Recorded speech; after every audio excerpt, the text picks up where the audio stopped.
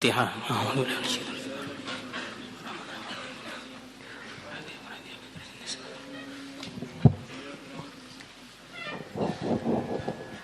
الفاتحة.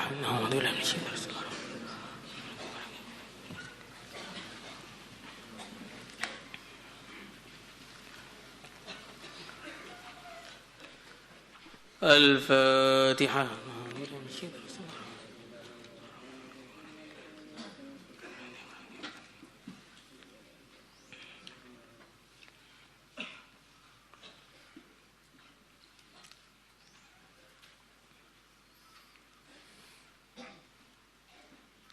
الفاتحة.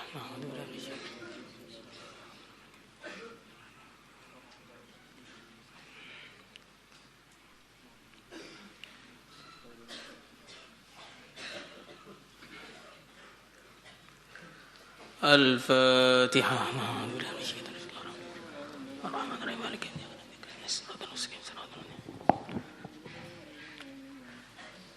Hadis 1084.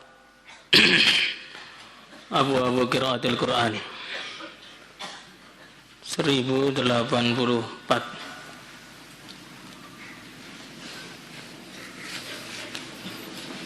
Dah berapa? 1084 ya?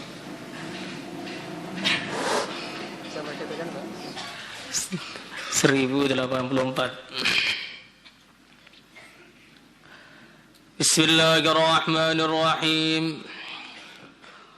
وعن بريدة رضي الله عنه قال قال رسول الله صلى الله عليه وسلم من قرأ القرآن barang siapa yang membaca Quran wa ta'allamahu dan mempelajarinya wa amila bihi dan dia mengamalkan dengan isi Quran ulbisa maka dipakaikan walidahu kepada kedua orang tuanya Yaumal kiamati pada hari kiamat tajan satu mahkota min nurin dari cahaya Dauhu cahayanya mahkota tersebut mithlu dau'is syamsi seperti cahayanya matahari wa yuksa dan dipakaikan waridahu kedua orang tuanya khullataini dua pakaian setelan La takumu yang tidak seharga lahuma bagi kedua perkara tersebut ad-dunya dunia pastinya lebih mahal dari dunia dan segala isinya. Fayakulani maka kedua orang tuanya mengatakan bima dengan sebab apa? Usina kami dipakaikan hadza mahkota dan pakaian ini.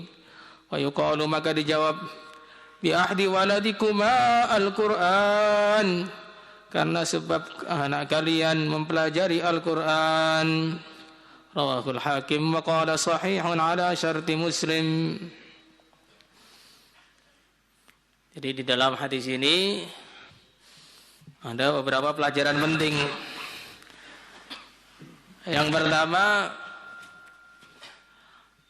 kita akan mendapatkan pahala yang begitu istimewa tadi dengan syarat membaca Al-Quran, kemudian mempelajari maknanya, kemudian mengamalkan isinya. Jadi ada 3 haknya Quran di sini. Jadi haknya dibaca, kemudian dipelajari. Jadi bukan hanya menghafalkan Quran, tetapi tidak tahu isinya sama sekali. Maka itu bukanlah bagian dari sunnah. Maka disebutkan dalam Syarah Sunan Abu Dawud miliknya Imam Ibn Ruslan bahwasanya menghafalkan Quran tanpa mempelajari isinya Al-Quran atau mempelajari maknanya Al-Quran itu bagian dari bid'ah. Makanya di pondok kita tidak ada tahfidz khusus, tidak ada. Orang pagi suruh hafalkan Quran, kemudian siang suruh mempelajari maknanya Quran. Biar apa? Biar mengikuti sunnahnya para sahabat ketika belajar Quran kepada baginda Rasulullah sallallahu alaihi wasallam. Mereka menghafalkan Al-Quran sekaligus mempelajari maknanya. Maka sebagian ada yang protes. Itu coba kalau seandainya tahfidz khusus saja nanti bisa hafal. Kalau walaupun tahfidz khusus saja, kalau otak nggak hafal ya nggak hafal saja. Walaupun tahfidznya cuma pagi, kemudian siang belajar di dia, kalau memang otak lancar dan mau belajar, ya akhirnya ya 3 tahun sudah bisa kubro. Kalau enggak ya 8 tahun ya baru 4 juz. Ya makanya yang pertama membaca Al-Quran, yang kedua mempelajari maknanya. Kemudian yang ketiga mengamalkan isinya. Apa yang diperintahkan oleh Al-Quran kita kerjakan, apa yang dilarang oleh Al-Quran kita tinggalkan. Wa ma ataakumur rasulu fakhudhuhu wa ma nahakum anhu fantahu. Maka baginda Rasulullah sallallahu alaihi wasallam, beliau disifati oleh Sayyidah Aisyah, kana hulukuhul Quran. Beliau ini akhlaknya adalah Al-Quran. Maksudnya beliau ini seperti Al-Quran yang sedang berjalan. Apa yang diperintahkan oleh Al-Quran beliau kerjakan, apa yang dilarang oleh Al-Quran beliau tinggalkan. Begitu juga para sahabat. Seperti Sayyidina Umar radhiyallahu ta'ala anhu disebutkan dalam hadis riwayat Bukhari. Beliau ini kedatangan tamu yang begitu menyebalkan. Datang-datang langsung ngomel-ngomel, mencaci maki, berkata-kata yang tidak pantas.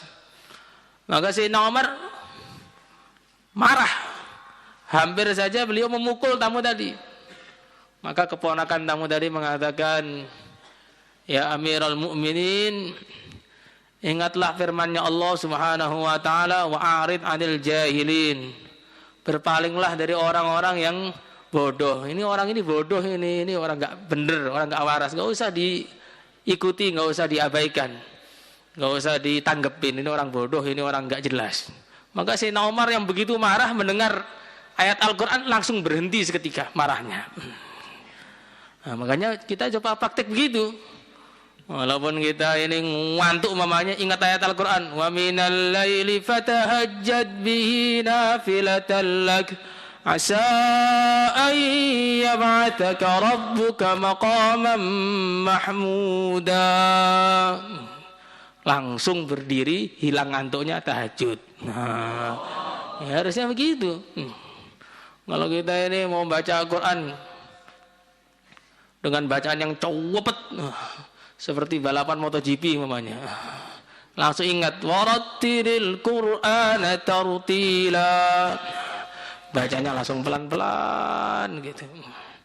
Kalau kita ini mau lihat gambar-gambar yang haram atau mau berbicara dengan mar'ah ajnabiyah umpamanya, maka langsung ingat wala taqrabuz zina, langsung ditinggalkan jauh-jauh. Bagaimana? Insyaallah semua niat.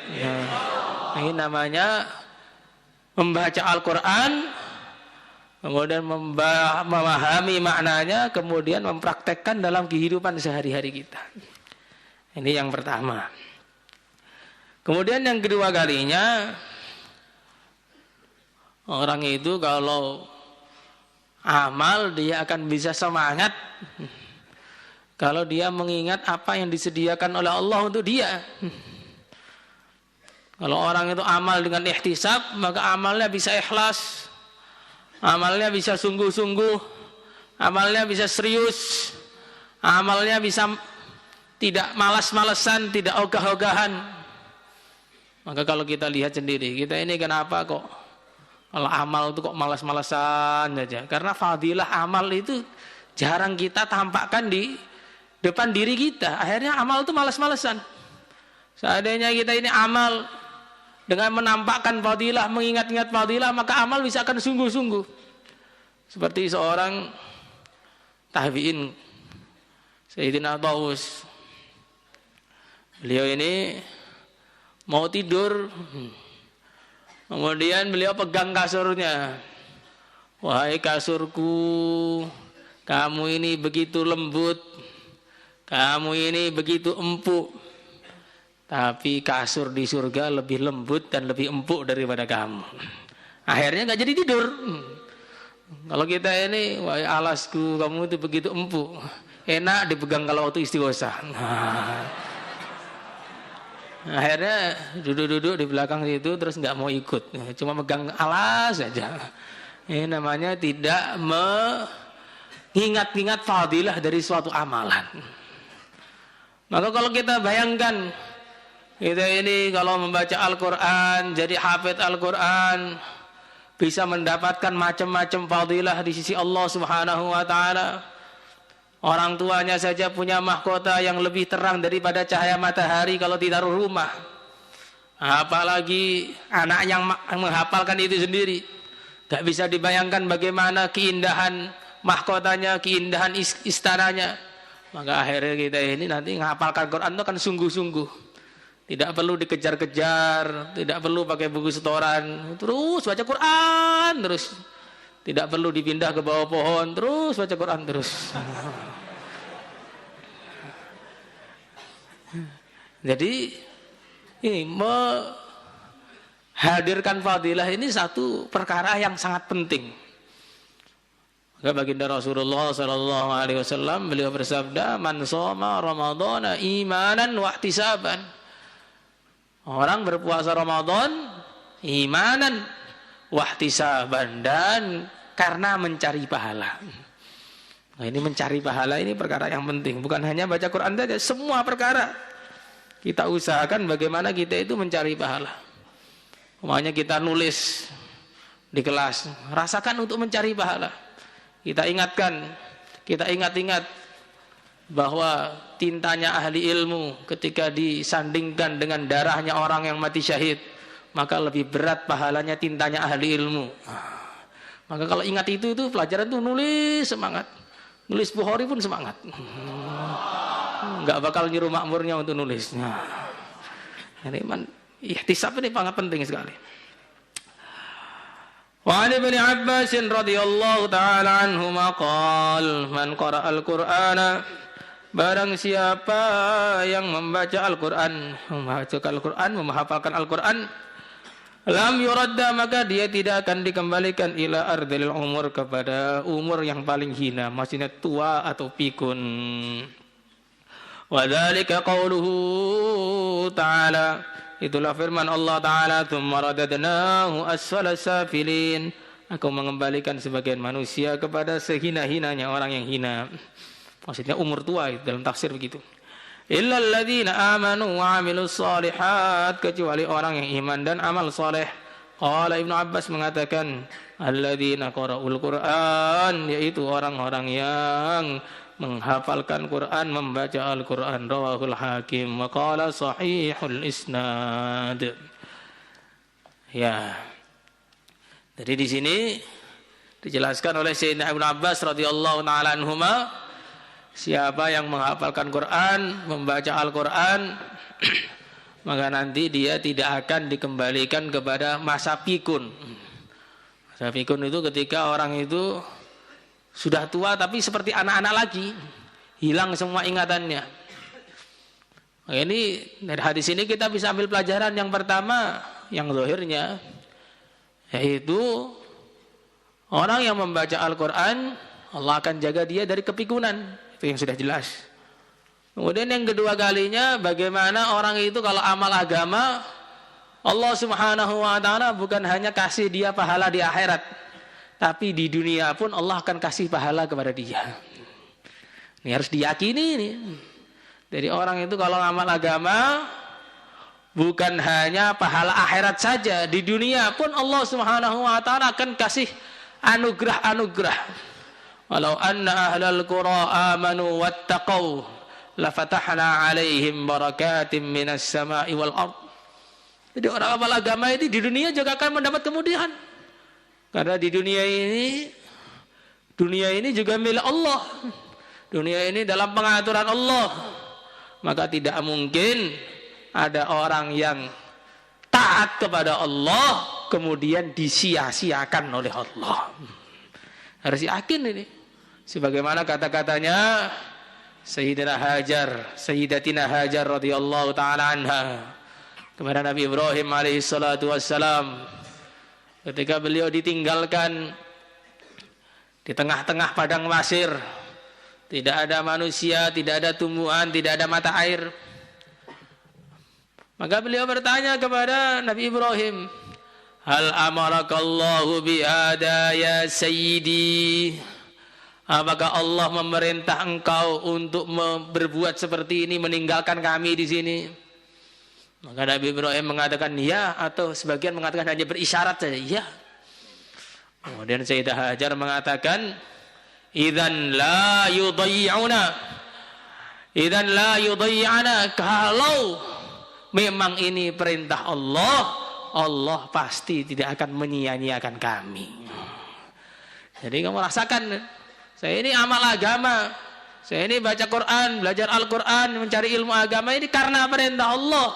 Karena ini perintah Allah, maka Allah tidak mungkin menyia-nyiakan kami.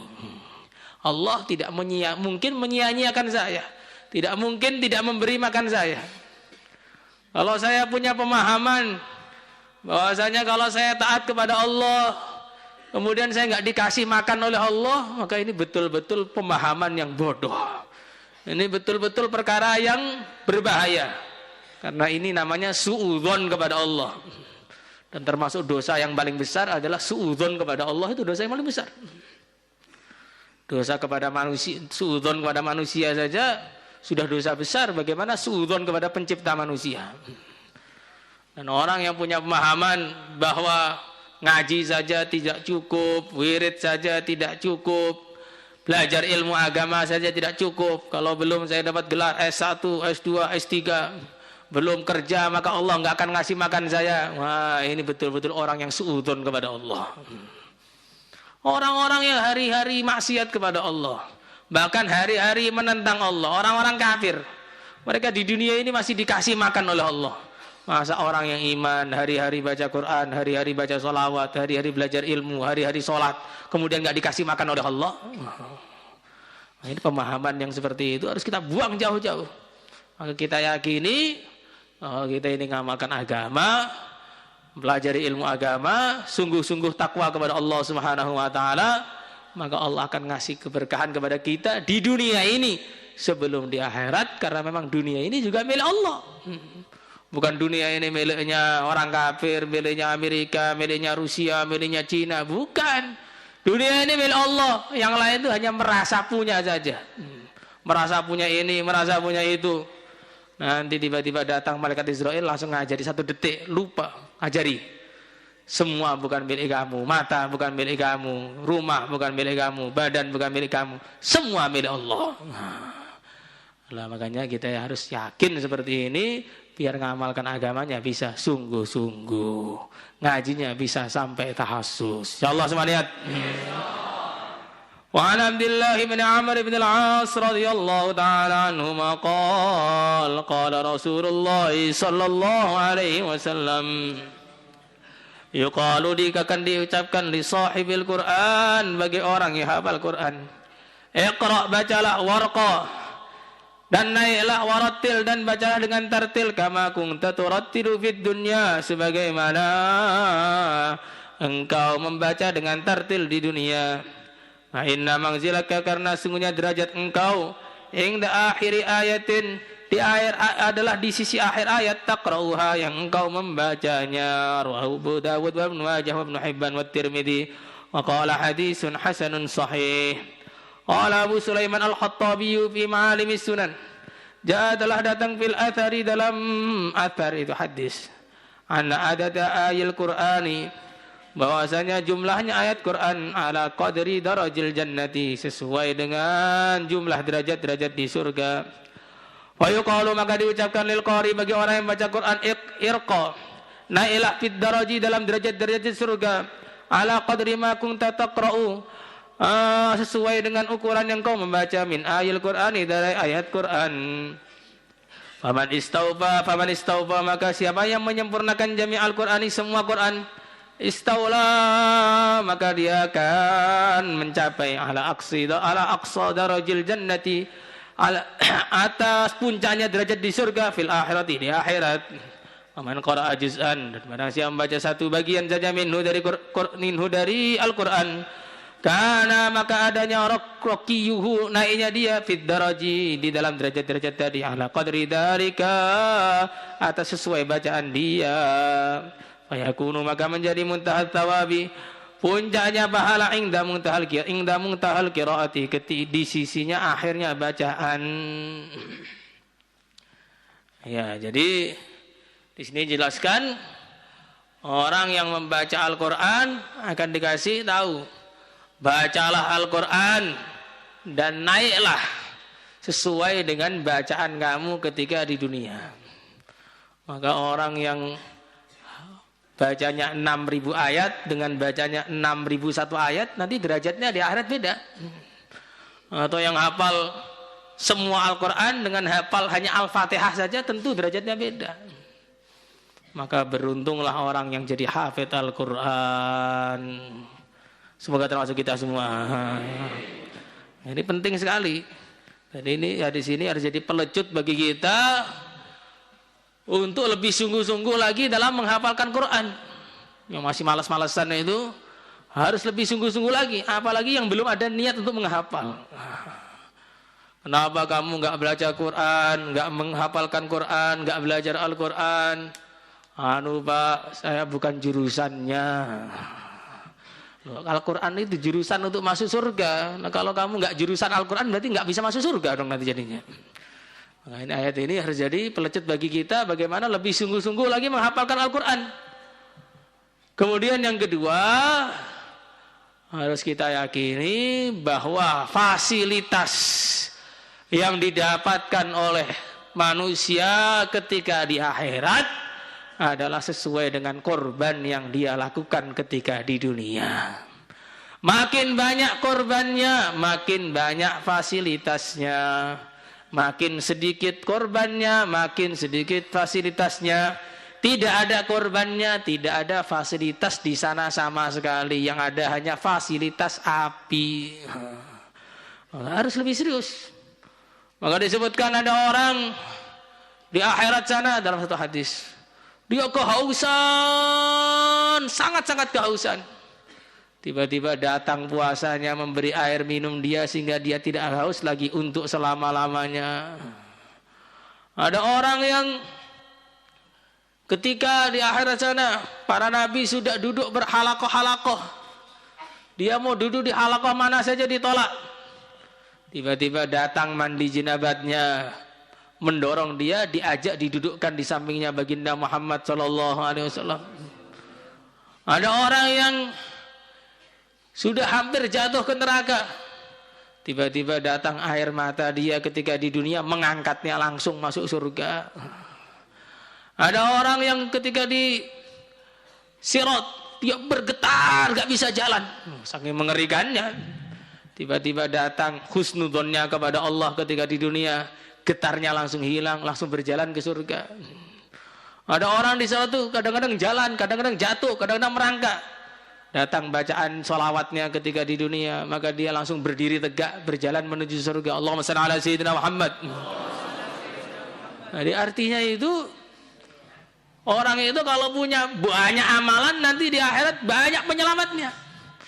Ada orang karena amalannya buruk di dunia, dia didekatkan dengan api neraka. Begitu dekat sekali. Sampai akhirnya dia melindungi wajahnya dengan tangan dari serpihan-serpihan api neraka. Tiba-tiba sodakohnya datang, menutup dia dari api neraka, dan langsung di atas kepalanya dikasih naungan. Jadi artinya, kalau orang itu banyak amalan, banyak fasilitas, berani korban lebih ketika di dunia, maka akan dapat fasilitas lebih ketika di akhirat. Tapi kalau di dunia ini tahajud juga tidak, wiridan juga tidak, baca Quran juga tidak, sedekah juga tidak, ya, semua tidak.